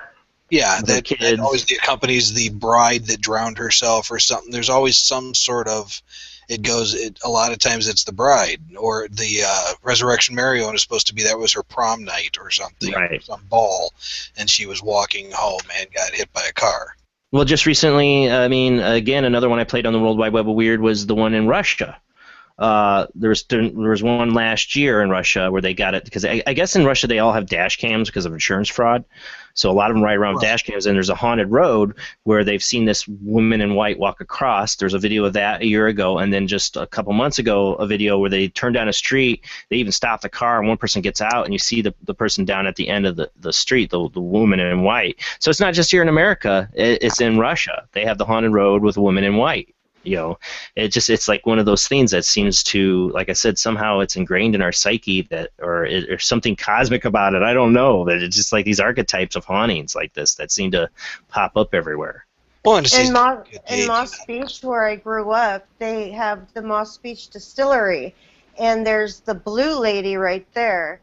And she actually goes up and down the cliffside looking for her husband. He died on a boat or something. And well, that's a common one, too. She has like the lantern, yeah. And I've gone up there hundreds of times to do EVPs and stuff and look for her. I've never seen the blue lady. We lost Dave, but he said at some point he might have to have a bathroom break. This might be his bathroom break. While we're waiting to see if Dave pops back on, there was one other video I didn't get to play in the World Wide Web of Weird, because now I'm doing the World Wide Web of Weird without ads. I'm making edited videos. I found a cool app on my phone where I can edit videos straight from YouTube. It's called Pocket Video. You can get it off at least the iPhone store, Apple store, for free. It's really cool. You can get YouTube videos and like edit them and everything, and make your own video and all that. This one didn't make the cut at the time because I just saw it today. Let me get to my Tonight Show. This goes back to what I talked about earlier, and you might have missed this, Todd. I don't think you were on yet. Was about all these possessions happening in like South America and Mexico. Yeah, I came on as that was on. I just hadn't said anything. I didn't want to interrupt. No, it's all right. This is another one. It just popped up today. Disturbing footage of a possessed woman with demonic voice, but there's no story with this one yet. And if I find a story on it or what it is, I will let you know. Let me get the audio up. Unmuted. Hold on.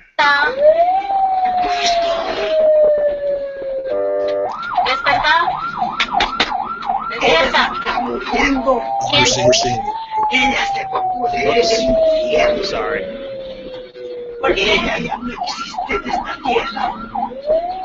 Let me go back. Sorry. Forgot to hit the share screen. Pamela, ¿sí la despierta? Pamela.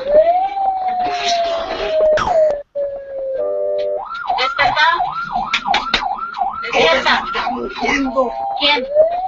Ella se fue a pudrir en el infierno. Now we need to Porque ella ya no existe en esta tierra. Are you there, Dave? Yeah, my internet connection went. I figured. Seconds. That's all right. It happens on this show. This is one I was like, all right, well, this is one of the videos that didn't make the World Wide Web of Weird at the time because I didn't make it to my edit that I'm playing. And we were talking about, earlier about all the possessions that seems to like been happening the last couple of years, like all these possession videos, stuff going down in South America and Mexico. This one just popped up today and it's starting to go viral, but there's not much of a story to it. And they put a little translation. It's hard to see down at the bottom of the video. But if you hear anything you know, like translation-wise for us, that'd be awesome. What this girl is saying. I'm gonna back it up. Okay. She's supposedly she's possessed in an ambulance. I say drugs are bad, okay? Yeah, that's what I think when I see these videos. But you know, what's smoking the local weed. Right. Jumping out the window. But you know, I do believe in possession. I do believe in the possibility of it, though. I'm not a joke. I do believe people can get possessed. I do believe it's a very serious thing. So I don't want to joke about this lady. She could be really going through something, or she could have something. You know, also the other thing is people have, you know, schizophrenia, and that can be, you know, but it does creep me out. So here's the video. Pamela. ¿Desperta? Ella está muriendo. ¿Quién? Ella se va a pudrir en el infierno. Porque ella ya no existe en esta tierra. Existe. Isabel, ¿qué pasa, Luz? Mi padre Satanás vendrá por ella. Por el bebé que tiene que estar en mi ser. ¿Por qué su bebé? Él es mío. ¿Por qué este Él bebé? es para mí. ¿Por qué su bebé? Quiero ser todos. ¿No puede ser otro? No. Él siempre tiene que ser. Ella es cristiana y no quiere que se olvide al Señor. Tiene que servir a mí. So I don't know if what you heard in that, Dave, or if you're able to hear it. At first they were telling her to wake up, and then she said she's dying, and something about she wants to leave this earth, and then something. I couldn't understand her too well. Well, the voice was. Yeah, it's really. Yeah. Either. Well, let me get my share screen back. Definitely way off of their translations, though. Mm-hmm. Yeah, that's exactly, because that's not what they're translating there. And then at the end, she's saying something about her baby, and it's not her baby, or she's having a baby, or baby's going to die, or something. And then the nurse asks her, "Are you sure that's the baby?" You know, so they're talking about a baby. See, women in labor, maybe, yeah. That could be it. Yeah. Though they did put a translation that says, "Is she pregnant?" I saw that come up in the translation thing on there. So I was wondering if it was something like that. But you know, my mom. When she had a miscarriage, but she was actually going through labor. She was 8 months along. Told me that crazy story. When she was going through, she doesn't remember it. Like she doesn't remember going to labor. She doesn't remember a thing. And her mother told her, she's like, "You were speaking like another language." When she was going through, she lost the baby, but she was like speaking another language. She's like, it was like you were possessed. So that brings that to mind. You know. That looks more like what it is. It was like that in the U.S. with HIPAA laws and things, because there's lawsuits written all over that. Yeah, true. You know, you're not going to hear about that kind of stuff, but you know, sometimes something happens in the middle of that given labor or pain that people, you know, they go to another spot. You know, there's something else comes out. I don't know if it's possession or not, but you know. So, but again, this is another one. From Latin America, somewhere in there, you know, that we're getting a lot of possession stories, a lot of this stuff. I don't know what truth there is to it, but you know, doing the research for the World Wide Web of Weird, I seem to run across this stuff like that. I think I cut Dave off there with the lag ball, so sorry about that. Oh, it's all right. And you know, if it's in South America, one day it could end up coming to Texas, you know, saying like you guys are going to end up getting these waves of school kids being possessed. Oh, hell, they're already like that in Texas. Right? Well, I wonder. You know what though? That reminds me of something. You know, when they had, if you go back to the Salem witch trials, and you had all those teenagers all freaking out thinking they were possessed. You know, it was like mass hysteria. You know.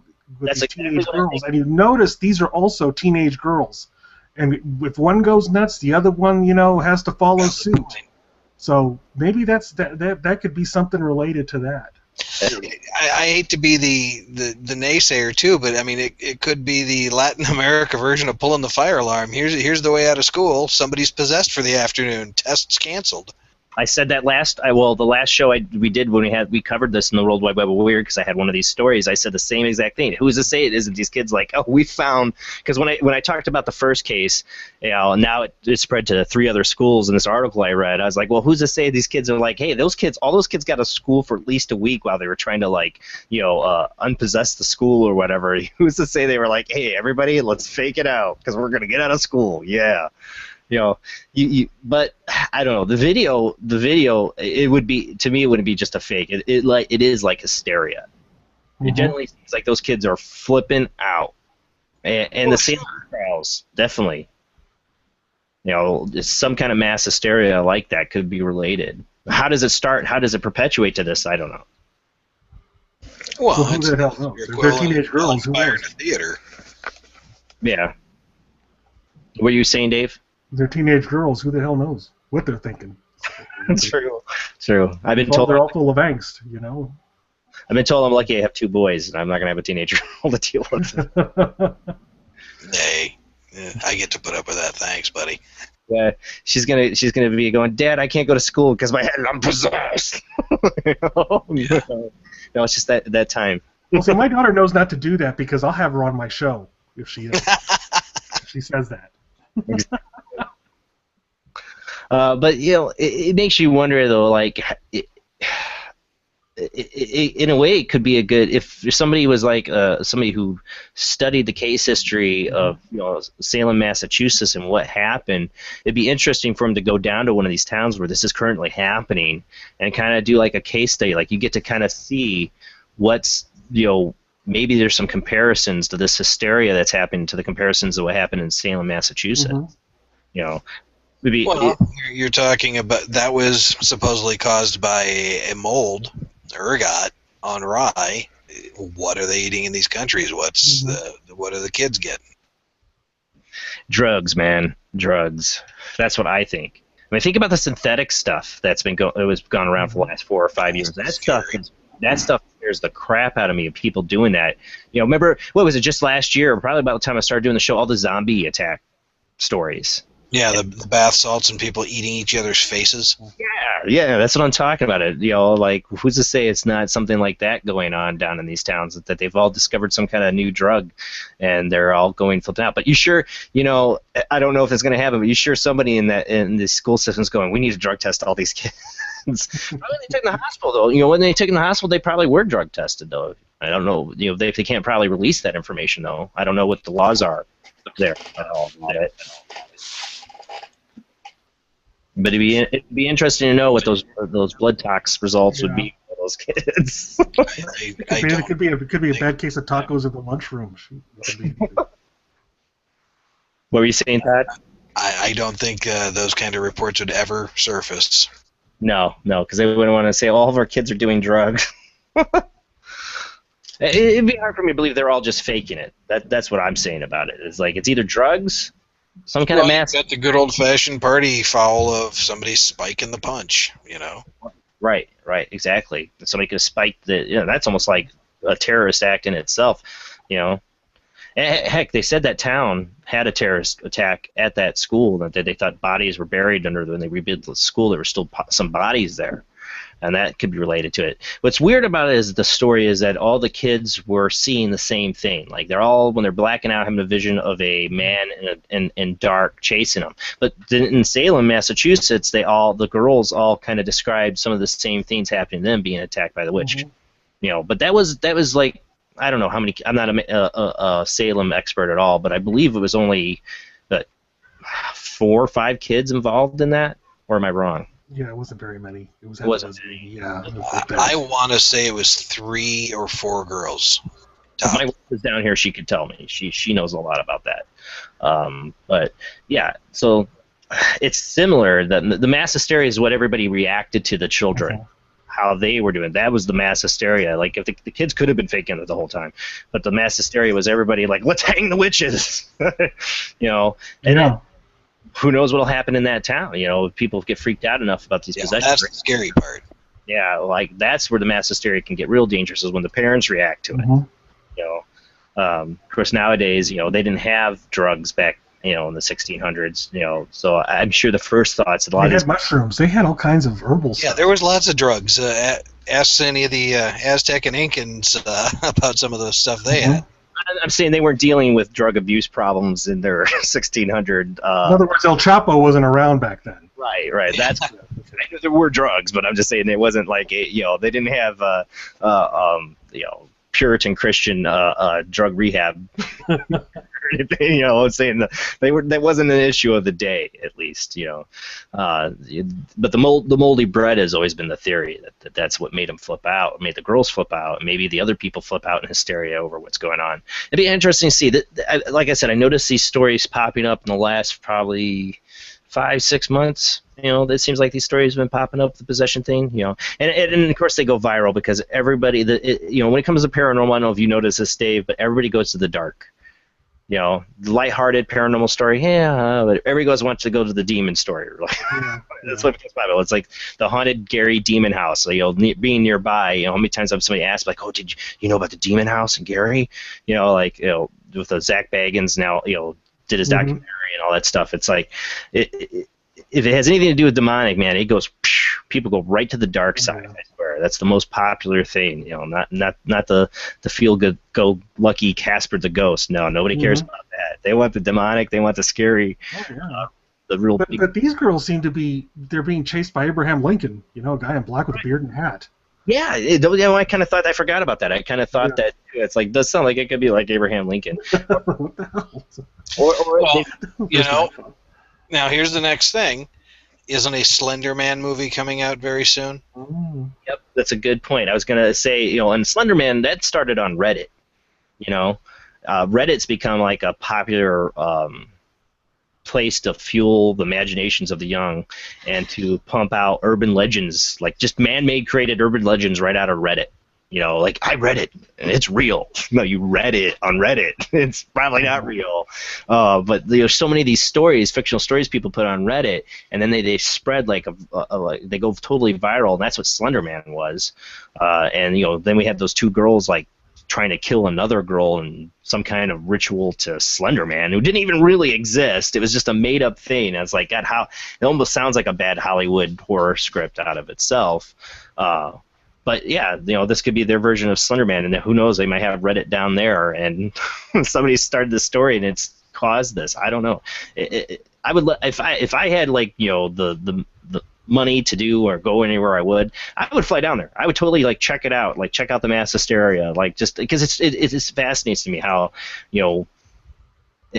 the idea of a topo, a thought form, something that can just manifest from everybody's belief. There's something in Tibetan Buddhism. It's something that always fascinated me. Well, I believe that there's a possibility that could we make something real out of just imagination? Is there really? Could there's something really paranormal happening, but it's created? But it's so powerful. It is paranormal. That something like that's always interested me. I would totally fly down there and try to see. Like a poltergeist, because it's always teenage girls that create poltergeists, right? True, exactly. And again, I was just talking to Jason about that earlier this week. I wasn't going to bring that up, Todd. That's your deal. I wasn't going to bring that up. That's on you, Todd. I didn't want to, that's your life. I didn't want to, bring that up. It's fair game. All right, well, Todd might be dealing with a little poltergeist activity. We don't know. He's got, your daughter's 10? Yeah. Yeah, so we don't know. It's still early. I don't know, but he's had some activity in the home recently. Maybe. I've never had a poltergeist case I've dealt with, that I felt was like a true poltergeist. And I hate the term poltergeist, too, because, I think of it's noisy ghost. Well, it's not really a noisy ghost. The idea of a poltergeist is something that's psychokinetic, coming from a person that's affecting the environment around them. Coming out, they're not even purposely doing it. It's coming out of their subconscious. So I've always hated the term poltergeist, that's been attached to it. But it's kind of something that's just stuck.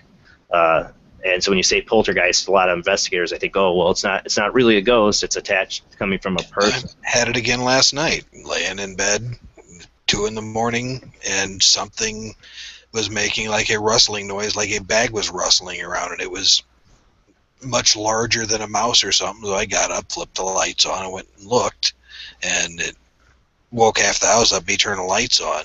But it was like, my first thought was the door was open earlier, the cat got in from outside.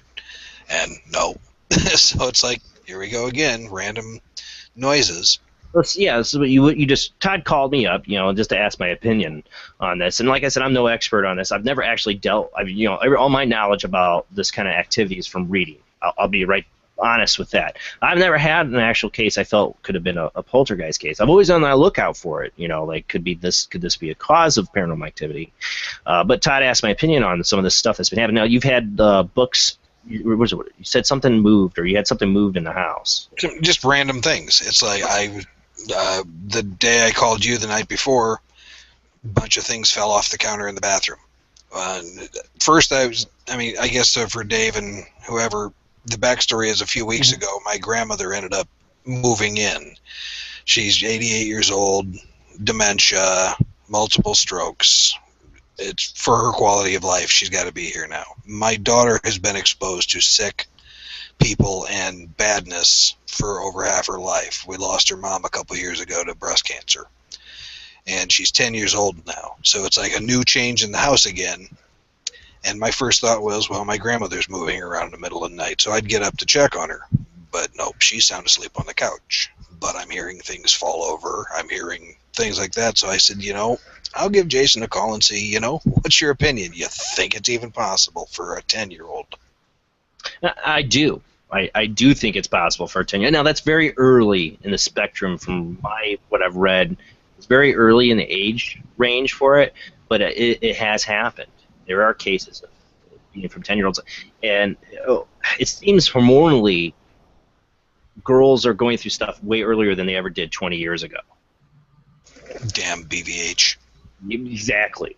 And so, hormonally this stuff's happening. It's stuff from her subconscious maybe possibly happening. I don't know. It's one of those things that's hard to test, too, because it's something coming from their subconscious. The theory, I should say, the theory.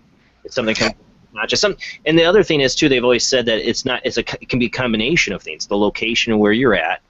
Does your location play into it? Does it have, limestone foundations? I remember them talking about, or is it on a ley line or stuff that? And then you introduce. I'm sitting on nothing but iron and limestone. I'm on a big plate. Well, the limestone is always the big one, but they also say that then introducing this factor of this, you put a teenage girl. I mean, she's not a teenager yet, but that's generally most of the time the age range, and it's going through something stressful in their life, and this psychokinetic energy comes out in a weird way. They also have some of the women who are going through totally lost my menopause. Thank you. They say it happens to women go through menopause. I remember a really good Ghost Hunters episode in the early seasons. There was one where they had the flashlight thrown down the hall, it just came rolling out, and pennies would appear, and I remember them being really perplexed by the case and thinking that it was related to the mom going through menopause and that she was acting out because she had problems in her marriage and stuff, and this is her subconscious way of dealing with the stress. And that's I thought that was a really good episode they did there. It was I think probably their first or second season, and it's something that fascinates me literally because you're talking about the human potential to move things. I mean, it's the Force. It's I've always wanted. I don't know how many of you guys. I'm 36. When I grew up, was a nerd. Yeah. I would sit there and try to make something move with my mind. I don't know how many other people experienced that when they were a kid because I saw the Force. Jamie's raising her hand. Thank you for making me not feel like the only geek here. But did.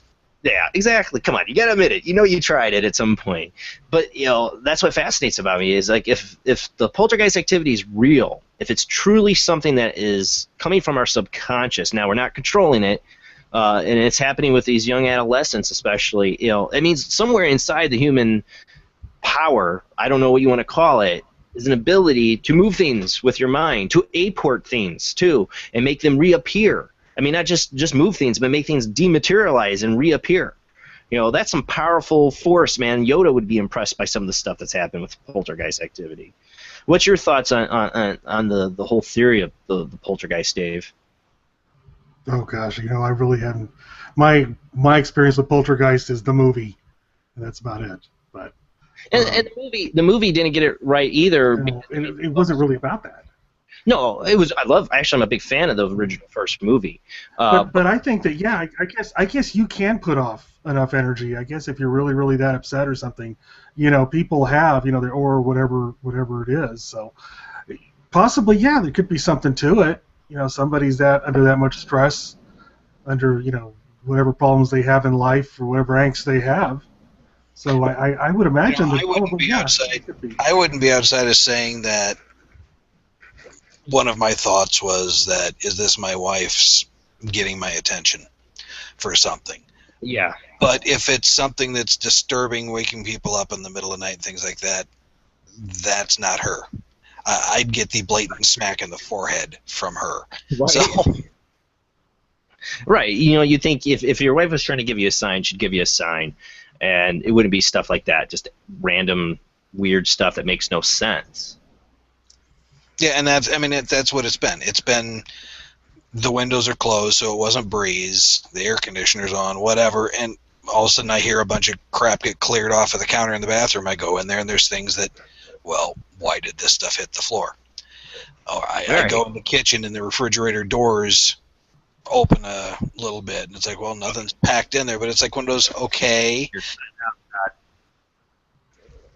Is it dying? Nope. Yeah. Oops. Unmute yourself. Let's see. All right. Well, my internet's probably going wonderfully bad.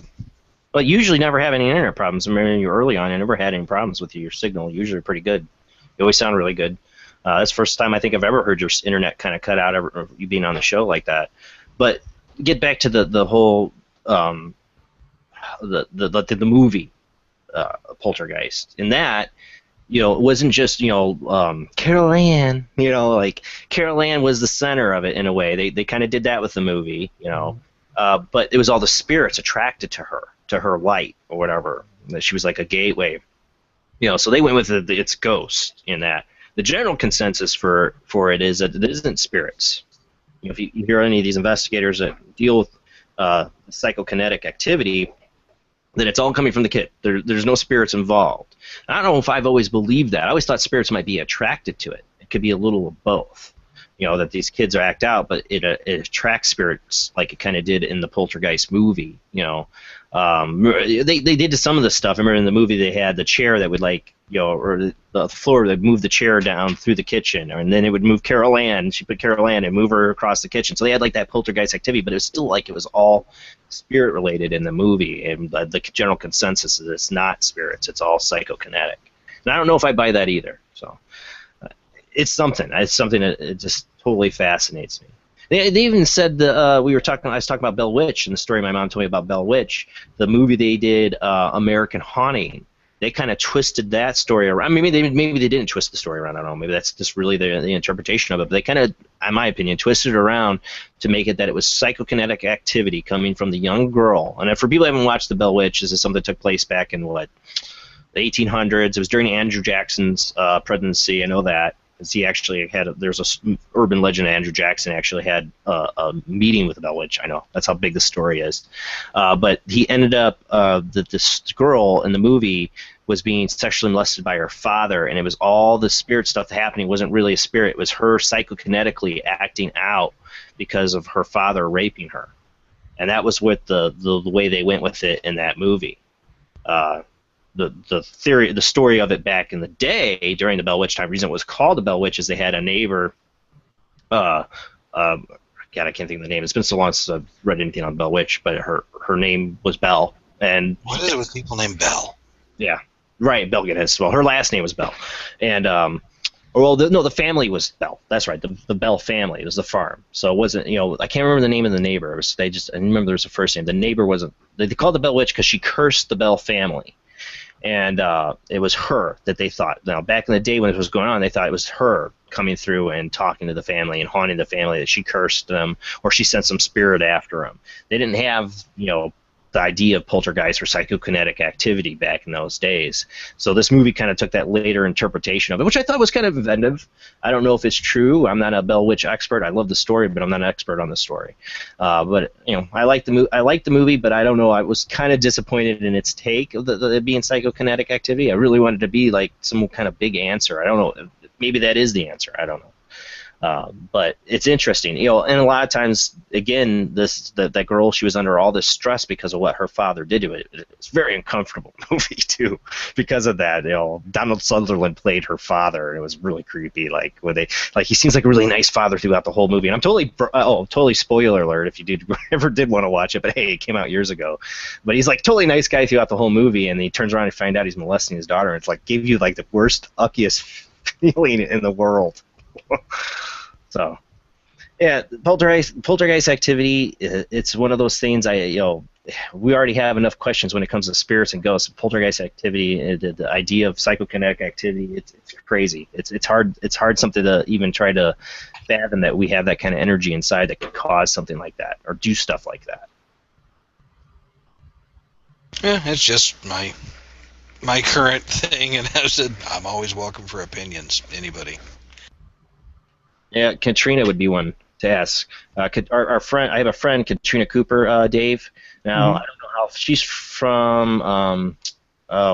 Baytown. Is that it, Katrina? I don't know if she's still in the chat room. She was earlier, but she's from Baytown, Texas, I believe. She's met my daughter. Yeah, she's met your daughter. She'd be somebody I'd ask about that. Katrina Cooper is an excellent medium. Dave, if you ever get a chance to meet her, I know Texas is a big state. I don't know how far El Paso is from Baytown. I think that's the name of the town she's in. I know she's from. I think she's near Galveston. I think. I don't remember. A day and a half drive. Yeah, it's a big state, man. But if you ever want to meet a really cool medium or have a medium on your show, definitely Katrina Cooper. She's in your state, so. But yeah, she's been in Todd's photo studio and checked it out. We had some weird activity in there. A couple times we were in there investigating. So he's got a haunted photo studio. Yeah. Hopefully, the update on that, Todd, is it's still in legal. It's still in legal limbo. We're still trying to figure out who's paying for trying to tear it down. They just told me in chat Katrina left. I totally missed it. Sorry, I've been, trying to pay attention to the chat. I'm sorry, guys. I've been bad about it tonight. But yeah, Todd's photo studio, the side of the building got hit, and it's a historic location. It relates back. There's a case. I don't know if you've ever heard of Belle Guinness, Dave, but there's a kind of the Black Widow of LaPorte, Indiana. She killed up to maybe 40 people or more. Wow. Yeah, or more. Yeah, she was probably one of the first women serial killers in this country known of. To date, still one of the most prolific. The most prolific, yeah, and most likely got away with it. But Todd's building used to be the bank, right? Yeah, I was the bank that she used to bring her victims to clean them out. Yep. Sorry, I was vaping there as you said. That's why I got the toothpick. I'm like only taking a hit once in a while. I'm trying to quit. We always get we'll do the ITC collective nights on here. We're all ghost boxing, and I swear like half the people that end up coming on the show are all people sucking on an e-cigarette of some kind. Hey, it's better than real cigarettes. Yes, definitely. Because I gotta sit here like Dave 2 hours and go without a cigarette. They gotta vape. It's okay. I don't smoke. It's fine. That's good. It's very good. I'm trying to quit.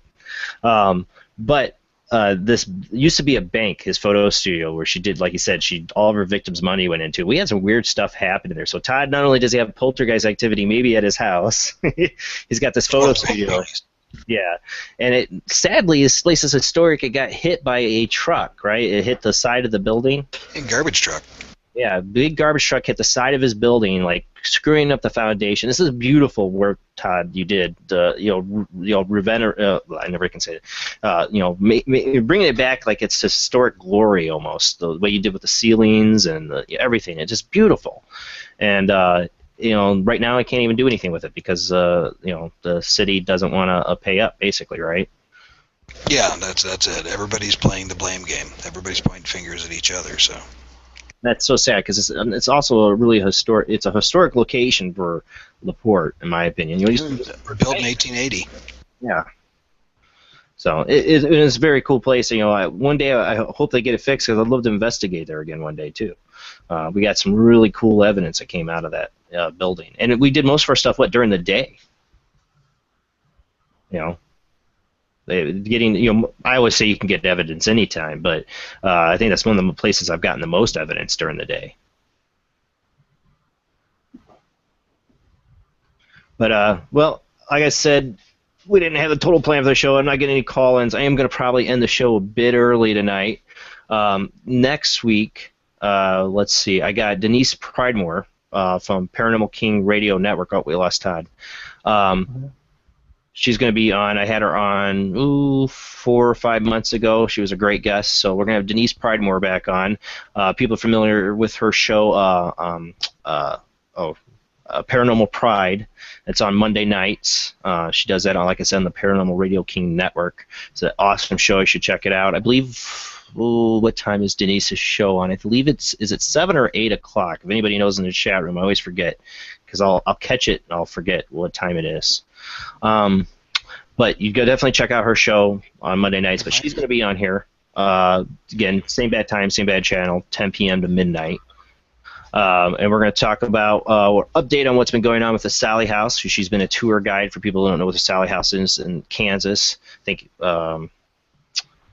it was been on sightings. It's been on. When I first saw it was on sightings, a haunting. It's been on a haunting, and I'm going to have the people who went through that experience, the Tony and Deborah Pickman, that lived in that house on the show October 2nd, and that's going to be an early show. So I'm going to talk to Denise a little bit to get a little heads up about having those guys on the show. Get some more about the Sally House and build up to October 2nd. We're going to have them on, and that'll be an early show, 7 p.m. to 9 p.m. I took that day off because they have to be up at 5 a.m. the next day. So it was really important to get them on, and Denise has had a lot of experiences being in the Sally House, and we've talked about it before, but we'll get more out of her about the Sally House and what she's got planned for the future, because I know that house has been up for sale. So it'll be interesting. Then, let's see, June 24th. Let me see what I got. Oh, I already forgot my schedule. Oh, June, no, 24th. 19th is going to be Greg Friedman. And then the 26th will be the next ITC Collective Night. So we'll see you guys next Sunday. Denise Pridemore, 10 p.m. to midnight. Thank you so much, Dave, for coming on. Thank you for having me. Yeah, I know it was last minute. We're just trying to get a guest. Gavin was trying to find somebody to come on. And where can people check out your show? Ready. Our Facebook page is Event Horizon Internet Radio Show. And they can email me at eventhorizonshow@gmail.com. All right, awesome, Dave. Well, definitely, next time I get Gavin on, maybe you can join the panel with us, have you both guys be on the show together. All right, so I got to reschedule. We'll get Gavin Lee Davies on. See you guys next week, 10 p.m. to midnight. Same bad time, same bad channel. Everybody have a good night. Thanks, Jamie. Thanks, Todd, for coming on the show. Absolutely. Oh, wrong button. All right, guys, have a great night. See you next week.